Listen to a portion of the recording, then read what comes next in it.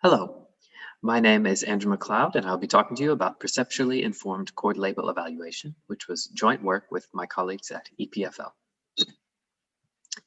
And we're looking at the task of automatic chord labeling, which is given an input audio or musical score. We want to segment the input and label those segments with chord symbols.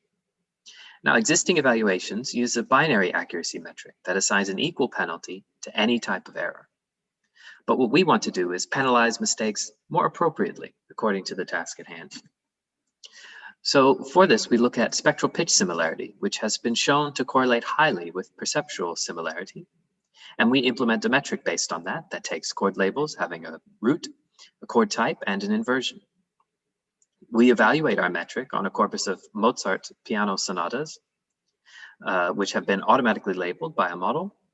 And we investigate the differences between the SPS metric and the naive binary one. And here's one small example. We have many more on the poster that you can look at,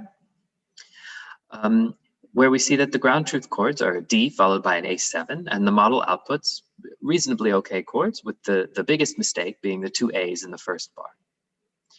Now, the binary metric will penalize those two A's exactly the same as all of the chords in the second bar. But we know perceptually that this shouldn't be the case. So our SPS metric will appropriately penalize those two A's more harshly than all of the errors in the second bar. We show that overall, the perceptually informed SPS works well, and it has small but clear differences to the naive binary metric.